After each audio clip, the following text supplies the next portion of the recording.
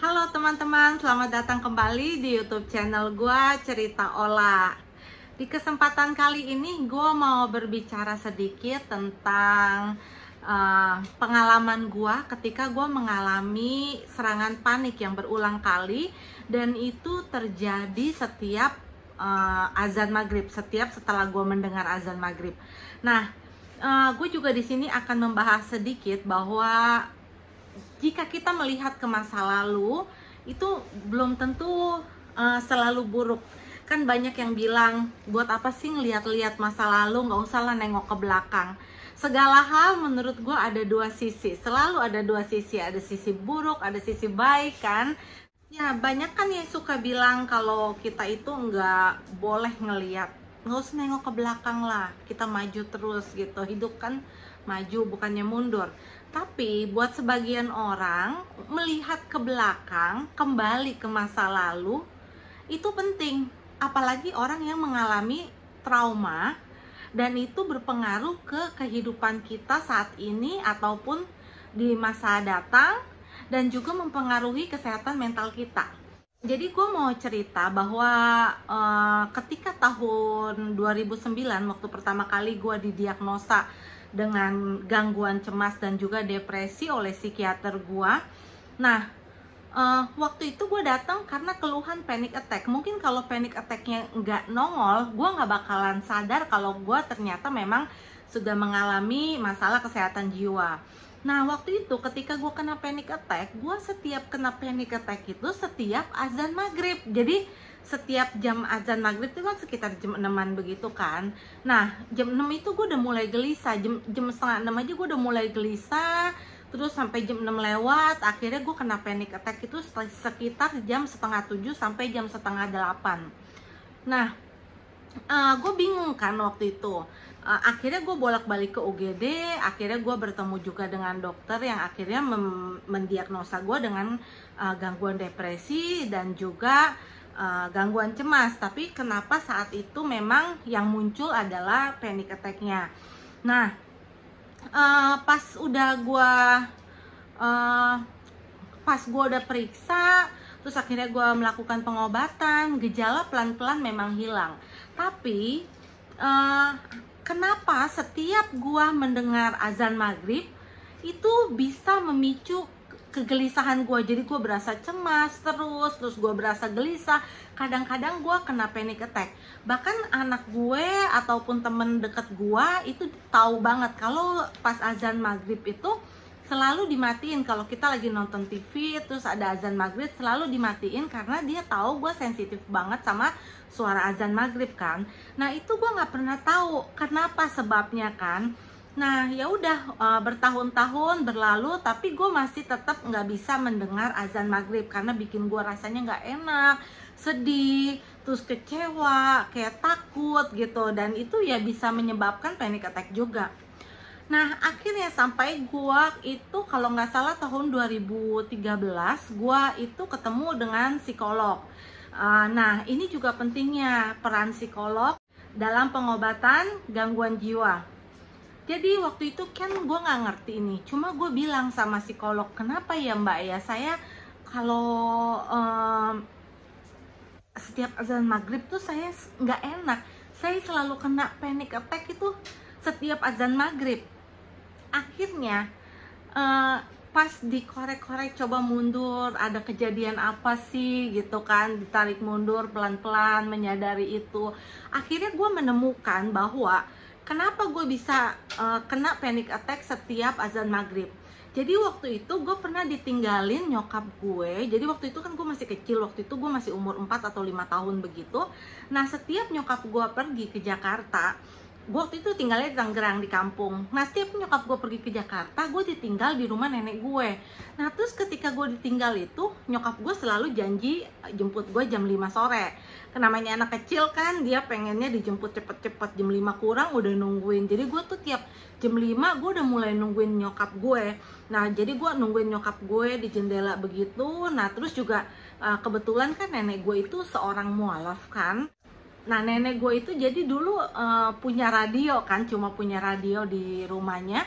Nah nenek gue itu kan rajin banget ibadahnya kan, sehari 5 kali sembahyang gitu. Nah terus pas mau masuk maghrib itu nenek gue udah mulai setel radio, jadi ada orang baca Al-Quran kayak gitu kan. Nah sedangkan gue nungguin nyokap gue itu sambil nangis, diiringi itu sama azan maghrib gitu kan, sama orang baca Al-Quran dan azan maghrib. Dan nyokap gue tuh selalu jemputnya sekitar jam 7, jam 8, jadi dia baru jemput. Jadi gue tuh setiap jam 5 kurang gue udah nungguin nyokap gue, karena di janjiinnya jam 5 kan. Tapi ternyata dia nggak nongol-nongol sampai jam 8, jam 7 baru nongol gitu. Dan itu gue setiap kali pasti gue nangis di jendela, dan diiringi sama orang baca Al-Quran sama suara azan maghrib juga. Nah ternyata gue selalu mengalami panic attack karena gue sedih waktu itu, takut. Nah memang kadang-kadang ya kalau trauma itu dari buku-buku yang gue baca juga, dari pengalaman gue sendiri gitu kan, kadang kita tuh bisa lupa sama kejadiannya, tapi respon kita terhadap kejadian yang serupa itu nggak hilang gitu. Jadi kadang-kadang misalnya nih dulu pernah hampir dikejar sama orang, mau dijahatin, hampir dibunuh sama orang pakai baju merah misalnya gitu kan. Terus kita setiap melihat orang pakai baju merah bisa kaget gitu. Nah kadang-kadang kita juga lupa, kenapa ya gue kok lihat orang pakai baju merah ini, kenapa gue kaget gitu kan. Ya mungkin kalau misalnya itu tidak mengganggu kalian, cuma ya kaget biasa doang, ya mungkin nggak masalah kan. Tapi kalau buat sampai yang mengganggu aktivitas seperti gue, bisa kena panic attack, terus rentan punya pikiran bunuh diri di jam segitu, nah itu ada baiknya ya kita kembali ke masa lalu untuk memperbaiki itu. Jadi memang kalau trauma itu memang harus kita berani kembali ke masa lalu dan kita memperbaiki itu, kita proses itu sehingga respon kita terhadap kejadian itu ya berubah gitu kan. Tapi kan bukan berarti kita tuh kembali ke masa lalu dianggap hilang masa lalunya itu gitu kan, kejadian itu. Nah sebenarnya kan tentang respon kita. Jadi kalau apakah kita sudah berdamai dengan masa lalu atau belum, mungkin ya bisa dilihat dari respon kita. Karena kan kejadian yang udah lewat kan nggak bisa dihapus begitu aja kan. Nah makanya kita kembali, kita hadapi itu. Kalau memang itu mengganggu, kita tanganin itu. Nah, bagaimana kalau kita dibilang udah bisa berdamai dengan itu? Ya kalau kita mendengar, kalau misalnya gue mendengar azan maghrib, ya gue udah nggak bereaksi aneh-aneh lagi gitu kan, sampai panic attack, nangis atau gimana gitu. Sebenarnya sampai sekarang pun gue masih agak gimana gitu ya. Kadang-kadang gue naik taksi terus pas jam-jam sore, makanya gue tuh menghindari jam-jam sore kalau keluar, karena gue takut pas di jalan itu gue dengar azan maghrib. Sebenarnya gue jadi takutnya itu ya takut balik lagi kan, ada perasaan gelisah, dan itu rasanya nggak enak banget. Nah jadi gue pelan-pelan melakukan terapi dengan psikolog gue. Terus juga gue coba latihan lah, denger dikit gitu kan, supaya gue bisa hidup nyaman kan. Karena kalau enggak, misalnya gue pindah rumah sebelahnya masjid, gimana dong, gue repot kan kalau kayak begitu kan. Terus gue juga kalau naik taksi, pas taksinya lagi setel radio ada azan maghrib gitu, kadang-kadang gue nggak enak kalau buat ngomong ke si bapaknya, takutnya gue dianggapnya Sarah atau gimana gitu kan. Nah jadi gue pikir ya udahlah, gue diemin aja. Kadang-kadang gue tahan gitu di taksi. Nah gue sih tahu kan kalau azan maghrib itu nggak lama, karena gue tahu, gue sering dengerin nenek gue waktu nenek gue sholat kan. Nah tapi itu rasanya lama banget buat gue, dan gue mau minta tolong misalnya supir taksinya untuk matiin, kan gue nggak enak juga kan, dipikirnya wah gue nggak toleransi nih gitu, takutnya dianggap begitu. Padahal intinya sebenarnya karena gue trauma, dan itu bisa memicu panic attack gue. Nah itu yang tadi gue bilang, jadi kita nggak usah takut kembali ke masa lalu jika kita masih punya unfinished business. Jadi misalnya kita masih ada rasa trauma sama nyokap kita, terus kita misalnya masih ada trauma sama keluarga kita, nah itu kita lebih baik kembali ke masa lalu, kita proses itu sehingga kita bisa berdamai dengan masa lalu. Kalau orang bilang tinggal lupain aja, ya nggak semudah itu. Memang kita bisa memaafkan, tapi kita belum tentu bisa melupakan respon itu kan, yang kita anggap mungkin membahayakan kita atau yang mengancam nyawa kita. Jadi ya memang mesti kita kembali, kita hadapi itu.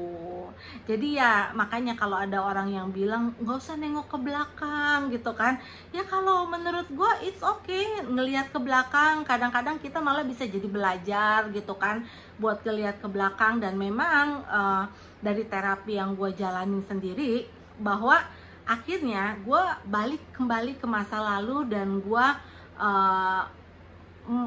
menyembuhkan dan gue memproses kejadian-kejadian pahit di masa lalu itu. Gue proses sehingga gue bisa tidak terpengaruh lagi dengan itu, sehingga gue bisa berdamai juga dengan masa lalu gue. Oke teman-teman, gue sharing sampai di sini aja kali ini. Semoga informasi gue bermanfaat, dan semoga dari apa yang gue bicarakan hari ini teman-teman bisa mengerti. Jika ada teman yang mengalami misalnya dia tiba-tiba menghindar sama suara, menghindar melihat sesuatu, itu kalian harus maklumin mungkin dia ada kejadian sesuatu hal yang mungkin dia juga lupa kenapa gitu, tapi responnya itu menurut mereka itu entah menakutkan, memalukan, atau mereka jadi gelisah, bisa kayak kena panic attack gitu. Jadi kalian mesti tahu bahwa setiap orang memang mungkin ada trauma masing-masing, dan kadang-kadang mungkin yang kita lihat sepele itu berat buat mereka. Jadi kita bisa menggali empati kita juga bisa berempati kepada teman kita jika mereka misalnya terlihat tiba-tiba menghindari sesuatu kayak gue gitu kan. Oke, thank you for watching. Bye-bye.